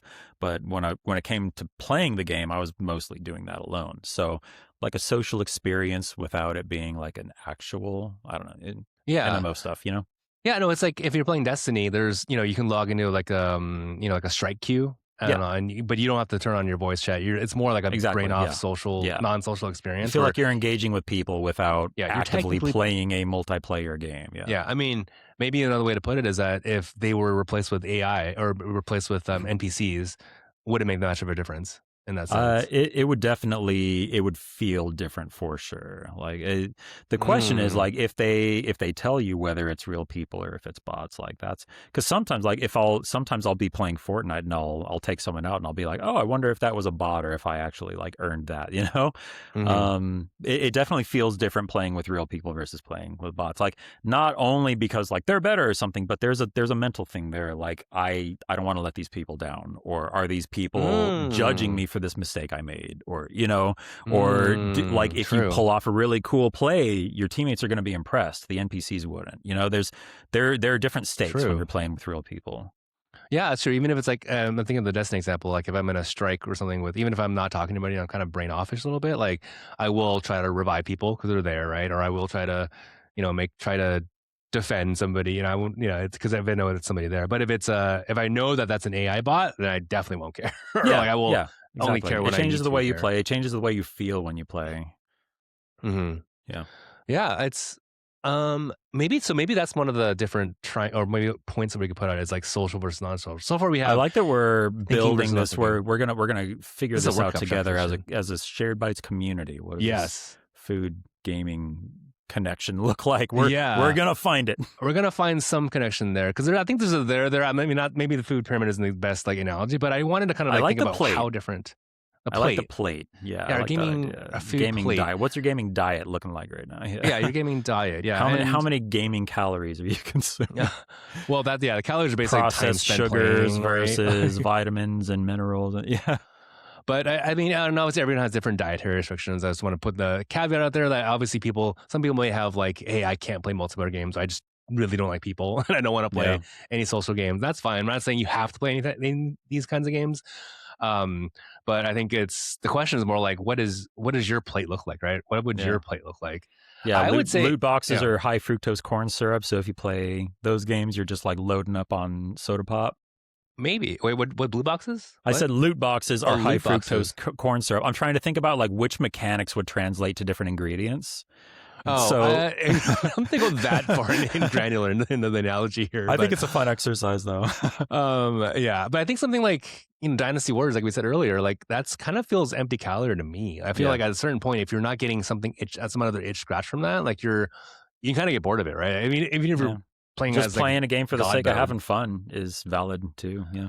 For love of the game, literally. But yeah, so far we have like thinking and non-thinking games, meaning like kind of attention on versus attention like versus maybe it's a game where you can put on if you can put on a podcast during a game like Shared Bytes and listen to it while you play, that's probably a thinking off kind of game, right? Yeah. Or give experience. Because then your thinking bandwidth is being allocated to something else. And to your point, like it's not everyone can do this, but if you get into that flow state when we're playing Tetris where you can just listen to other stuff because your brain is literally brain off. But I think that's kind of a special case of that. I think you don't, unless you know that you're into sub that. Tetris in for any game you're intimately familiar with. Yeah, and just can throw on and play without thinking about it. You're really into, then yes, you can. For me, it's like I can play Destiny. Some of the Destiny queues completely brain off. That's my preferred way is actually put on my podcast queue, and that was a long time. I was the same way. Throw on Crucible and just listen to a podcast or whatever. Or even if you play the MMO game, right? It's like and I think maybe so. This is like a interesting itch. Maybe you can also talk about the itches that they scratch or the craving that they serve first. The craving they sate. Yeah, so this I'm hearing that we're getting kind of like progress.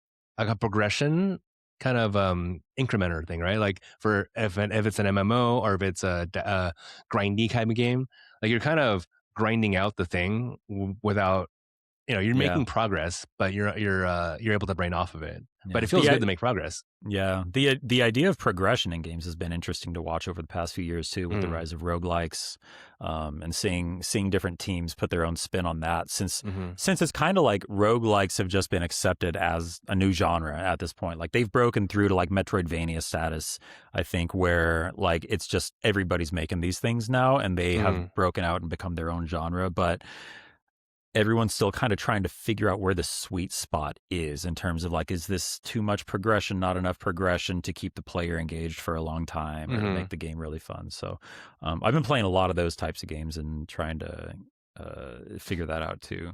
It's been really interesting to watch. Yeah, and I think especially, I mean, yeah, games like, I'm using Marathon because that's the one I'm playing right now. But this is kind of like Marathon is basically a roguelike. If you Yeah. think of it as a roguelike, a lot of this makes more sense. It certainly Like, got elements. yeah, Yeah. got elements that really make sense because it's less about your traditional number go up or gear Death has score go up. permanent consequences. Yeah. Yeah. Well, yeah, but the skill you're getting from even a failed run is Yeah. still progress because you learned something new about the map or positioning that Right. you You wherever are you died from, you're progressing as a learning. player, even if your Yes, character isn't inside the exact. game. Yeah. Yes, exactly. Yes, Yeah. and so like maybe it's the so yeah, the notion of progression is saying that's something to delve deeper on, but maybe like the traditional sense of progression is always like a general progress bar, right? An XP bar that fills up, or a gear score bar that fills up. Like that's something that's kind of an itch to scratch. Something that I just want to. I want to for my gaming session. I want to kind of feel like I'm going somewhere, right? I feel like I'm getting something. I'm Watch building number towards go up. something. Yeah, so that's something that's always part of it too. Versus like it's a game you play for like the love of the game, literally like Yeah. you wherever it's Tetris or whatnot. That there's Yeah. no progression. You're just playing it just for those burst shots. I So will how? say, quick shout out to the team behind Tetris 99 for continuing to support it with the occasional themed event tied to whatever new Nintendo first party game is coming out. I I did not know love this was a having an thing. excuse to go in and play Tetris 99 I have this one friend who literally the only time we talk is when we remind each other that there's a Tetris thing coming up. Like, oh yeah, thanks. Got mine. Did you get yours? Hey, Cool. All right. Talk to you next time. cool. Yeah, I did not know that. That's good to know. Um, but yeah, do you think like the social outlet thing is something to think about? Do you ever play games with some friends that are your main goal there is to just talk to your friends and catch So up? there, I mean, that's a whole discussion we could get into because with it's become a lot more difficult in recent years to be socially active, especially In after the general. whole lockdown pandemic thing Oh, happened. in general. I Okay, feel yes. like that was kind of a before and after point for Yes. society. So it's like I definitely have certain games where I feel social fulfillment while playing them. Or I mentioned before that I had started watching this Twitch streamer who was playing Monster Hunter. Hmm. So for a while I was tuning into those streams and hanging out with those people and playing Monster Hunter with them. And that was a cool social, like I felt socially, satiated by doing that.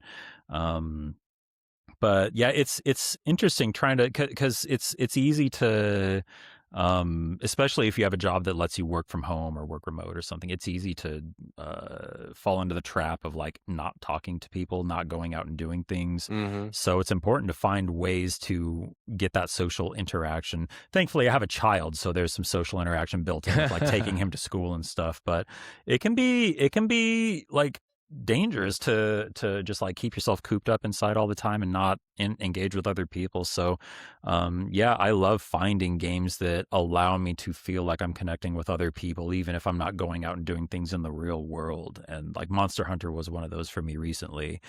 That was a great one. When I was playing Final Fantasy a lot, that was a huge socially fulfilling thing for me because I had lots of friends in that game in my free company and stuff.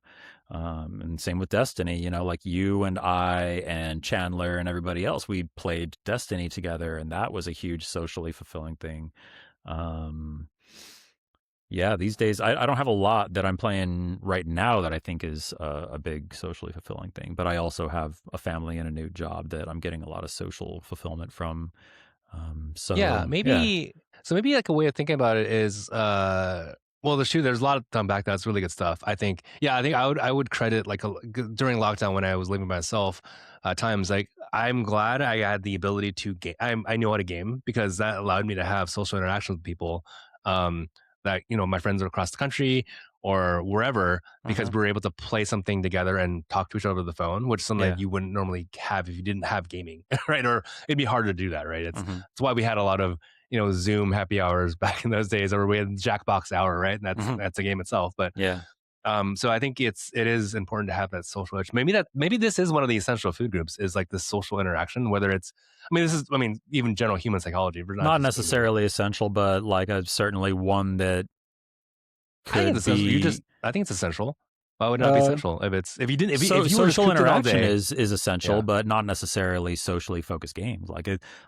Not everybody has to play games that have social interactive elements, but if you're Mm, not getting that social interaction elsewhere, then I think video games can be a place that you can get some yes, of that. I'm with that. Yeah, I don't think it's a good replacement for real life social interaction, sure. Yeah, yeah. but It's better than yeah, if you're not talking to people otherwise, at least yeah. you can find games where you can feel like you're not alone. Yeah. And I think, yeah, so maybe it can be one of the food groups, let's say gaming groups, but it's not so necessary. And I Yeah, think the whole point it's of maybe, recommended and it's good. It's yeah, healthy. you It know, doesn't mean 99 everybody needs to eat it, 9 out of but 10 doctors recommend X servings of social interactions playing games with your friends, yeah. playing games with your friends. So maybe this is maybe one of the main points we can at least agree on for this discussion was that everyone's diet is going to be everyone's gaming diet is going to be different, Yeah. and so maybe for some people having that social interaction is going to come mostly through gaming. So maybe that's a big part of the gaming diet. It's like, okay, I'm going to Yeah, devote yeah, a big part of my plate to a serving of something social. Whether it's, I think some of the best social games are actually cooperative games. I just want to note that is that it's games like It Takes Two, yeah, um, or name your co-op game, even the beat up games, right? I remember when we played we played the new Jane Silent Bob game, Happy 420, that just yeah, came out yesterday. We played that at the Mix, but that's a fun game that you can just kind of brain halfish off, right? Like if you're playing a Ninja Turtles in Time, the old school arcade beat 'em ups. yeah, That's a good game to play with somebody while you're just talking to them, right? It's a absolutely. good social game. And to wit, Teenage Mutant Ninja Turtles: Shredder's Revenge is a fantastic game to play with friends and family. Yes. My son, wife, and I played through it together multiple times, and we've played so many hours of that game. It's a riot. Yeah, that's a great game, and I think I played that game with my old college buddies. They're across the world, across the country, and there's four of us, right? So it's a good game to play with four players, and hopefully scheduling is the hardest part, but once you get down there, it's a fun game to play socially. So it's kind of like Hmm. there's these games that you kind of scratch that social itch, or kind of fulfill that social need. So Yeah, maybe that could be part of the diet, but and again, like it's like everyone's diet's different. Like some people don't eat meat, right? Some people don't eat dairy, whatever you're thinking. So we're not saying everyone has to play every one of these kinds of games, right. but I think it's interesting to think about what would make up your diet, right? So what would make up your diet, Justin? Like, would Mm. you, as you think, I'm going to just kind of talk through mine and see if we get there. I definitely have a thinking versus non-thinking like portion. So I think for something that's like I just said, something that's either marathon or I don't know what's a good thing, good other game that's really challenging. Like I played through some really hard, and Ninja Gaiden. I don't know if there's something I want to like get really aspire, to get really good at. So it's that kind of dichotomy of aspirational. I'm going to get better at something kind of Yeah, game versus brain off kind of game where we just talked about a bunch of examples of those. And so there's like a bunch of that. A big part of my thing is going to be also like story games. So I think a lot of it, I don't know if that's a kind of part of the play, but or maybe it's just everything I touch has to have story in it. But like I love stories, so I think I think it's hard for me to play a game that doesn't have some sort of story in it. that's one of your Um, favorite ingredients for the chef Ingredients game maybe, developers yeah, to use when making maybe a it's something. game. Maybe the genre is like the ingredients of the Yeah, games because there's you can go from story, you can go to horror or whatever. But I think story is probably a pretty good ingredient for me. So yeah, maybe yeah. it's in kind of like the sauce. That's more the sauce, but for this analogy. So I got like so I'm thinking yeah maybe I'm gonna take a stab at it. And these are my three triangles going to be thinking versus non-thinking kind of games. So short session versus long session. So it's something that I know that I can get in a couple like marathons actually going to be really easy to do short sessions because each runs like 20 minutes max. So maybe I can play one game of that, or if it's I can play two games if it's 10-minute runs or I die fast. Mm-hmm. Versus like a long session meaning like, oh like I'm going to play Clair Obscura, which means I'm probably going to be there for at least 2 hours, if not more, just because of the type of game it is. It's Yeah. something that you're gonna be there for a while. And yeah, and maybe it's social versus non-social. Like there's parts of my gaming time that I devote to catching with friends, and that's where I have the co-op versus non-co-op game. And there's it's all, so that'll be like my gaming time for the night is I'm going to play Turtles in Time with somebody, even though it's not like scratching my itch of progression or story. It's a good time of Hanging it's out with just it's a somebody hanging out with and yeah. somebody. So maybe that's the third part of my triangle. Yeah. Yeah, maybe that's a stab at mine. And um, I think I would like to think I have a balanced diet. Maybe it's like less social because I don't. Those are coming like kind of few and far between. But I like to balance like brain on and off games, at least. Yeah. And I think that's kind of a good like kind of I need a because I definitely know I need to balance that because Yeah. I don't want to always be stressed out, but I also don't always want to be like not challenged. Yeah, So I I'm guess I'll say like that. I think my plate has a little bit too much comfort food on it right now. Lots of Mm, Pokopia, but that mm. said, Pokopia That's good. is a family game for me right now, so I'm getting a Mm-hmm. lot of value through that in terms of bonding with my son and my wife. So my wife and I have both of our birthdays coming up. I gave her gift early. It Mm. was a Switch 2 with Pokopia because she has Oh, been just staring at us playing it, and she's been like she's left kind out. of like So I took Mm. the hint and I got her Pokopia for her birthday. So all three of us can play it now, and it's just been such a fun experience, like a Yeah, family experience. So yeah. That's like a social experience. that's Yeah, been really social. wholesome. But then I've got my turning the brain on, challenging myself. Not doing a ton of that, but I hope to change that with Marathon now that I bought it. Mm. Um, and then maybe like eating my veggies is the games that I'm playing for work, even though like Okay, they're yeah, it's fun, but veggies. Yeah, I yeah. got to do it. So, Well, maybe that's yeah. maybe that equates there. But then there's like some extra seasoning because I also get to see some in progress stuff and like give my thoughts on early builds of things. So Yeah, yeah. so I get I a little bit of seasoning on top of the whole but thing there. here's a question: like, if so, depending on what type of game you'll work, because I feel like I was almost going to say that's separate because you have to. It's like your job, so you have to Yeah, play with it. You're not able to have a choice over that. yeah. But that got me thinking maybe it might influence your at home gaming time or your off gaming time because maybe you want to play something. Do you think you want to play something that's not the work game, or do you want to play more of the work game? Well, the work games are not out yet, so Just in it's like, genre wise, if it's like a yeah, strategy game or if it's like a yeah. I would platform game. probably like if it's a game that I a lot work hours toward like Yeah. playing for review and like submitting report, this and that and the other. Then I probably will not be playing it as much during No, non-working hours not unless not that game specifically. I'm just like games like it that even. That genre. genre, yeah. Oh, Does I that see, I see. influence how you would, play No, I like don't think so because I really? can Okay. enjoy different games in the same genre for different reasons. Like Okay. to use the example earlier, the game that I'm working on, Bolt Gun 2, I'm playing through the first game, Warhammer 40K Bolt Gun, which is like I missed this. It flew under my radar when it came out, but it's really fun. Boomer shooter, you're blowing up demons and stuff. It's really cool. Way different than like a Call of Duty or a Destiny, but like I could see myself playing Bolt Gun for work during the day and then logging off and logging right into play Destiny. Completely. Okay. They're both shooters, but they scratch Okay. different itches. Okay. Because then Destiny has the social, it has the progression, it has, there are different elements integrated into it. So like just because it's the same genre doesn't necessarily mean like, man, I played a lot of first person shooters today. I don't want to play any more first person shooters. Like I'm not there. Maybe there's a first person shooter that feels different to play than the one I was already playing. That's fair. What we about maybe to use our kind of hopefully our our theory here. What if it's a brain on? So the assume the work game is brain on. That's like really like you got to hyper focus Then I would to probably do turn my it. brain off when the day's Okay. over. Okay. So at least maybe in that example, yes, you want to balance it out. It's not like Yeah. you always want to have one type of Yeah, I one mean, it mode, always right? depends, especially because, uh, once you have a kid, like 50% of your brain is just gone. It's dedicated to kid stuff, parent stuff. So I don't have as much like bandwidth to work with. Sure. So when something during the day really taxes me mentally, like by the end of the day, I'm like, forget it, man. Like I can't deal with that right now. Like I got enough going on. So that's why I've been playing more cozy games, more brain off type stuff. But That's fair. I It's influenced by your still definitely your want to life. find time for like I still got to finish Clair Obscure. I haven't finished it. I Yeah. still, I want to play Marathon. I want to play Pragmata. I want to play all kinds of stuff. Yeah. But what's motivating you to play those games now though? Is it just they're good? Like They look fun. People look are saying fun. they're Okay. good, Yeah. and I want to. I think like there's also a part of me that wants to keep up. I want to be part of the conversation. I want to talk to people about the things that are happening in the industry, just because that's who I've always been.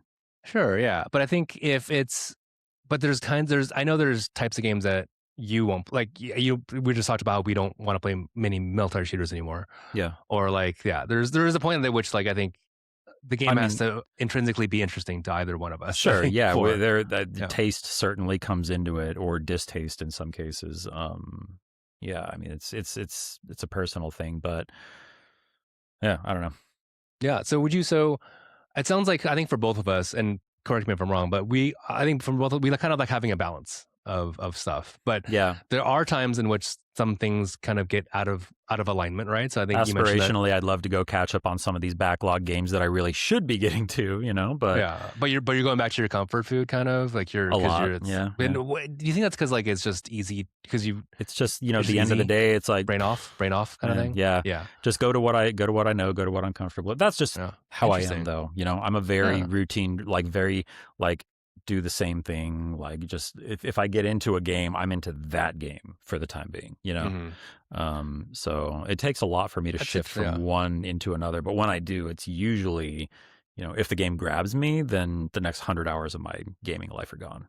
that's interesting. It is like kind of like I'm just trying to like kind of equate that to kind of the food diet and like because I actually like I've recently begun into meal prepping, so Oh yeah. I don't mind having the same thing every day if I am okay with generally what it is because I want to like but this is more if you're working on your own diet. It's like I want to eat healthily, and so I think that's more of a motivation than like it's like my comfort food, right? It's like Hmm. I don't want to eat chicken nuggets every day for whatever because that's probably not good for you. Yeah. But yeah, maybe similar to gaming. It's like you know that you know that you should play this critically acclaimed game, but But it's the at the end of comfort the food is day, outside of it. I play games to relax. Sure, And yeah, you play games. relaxation takes different forms depending on the context of my life at that moment. Yeah.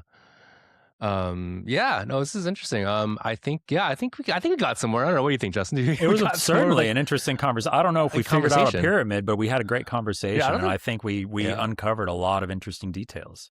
yeah. I mean, yeah. I don't. Maybe a food pyramid isn't maybe the right I kind of think we're getting analogy for somewhere. me. I think It's a food plate is a triforce plate. closer approximation than a Yeah, pyramid. maybe I like the your plate. gaming plate. It's like what would you get at the buffet? Yeah, or like which Like ingredients. I kind of want to revisit like equating different game mechanics to to different like foods. processed ingredients versus healthy ingredients. Like, Yeah, that'd be a good way of thinking about it. Because I think in general, like in a healthy diet, you want to eat clean, right? You want to yeah, eat yeah. very little processed Like my ingredients. kid played a lot of Pikmin 4 and it taught him things like delegation and project management Yeah, and resource management, all great things. But then, we're opening booster packs and those are like ding, ding, ding, ding, ding, flashing yeah. lights. It's, Well, that's junk food. That's yeah. the high fructose corn syrup. Yeah, yeah, yeah.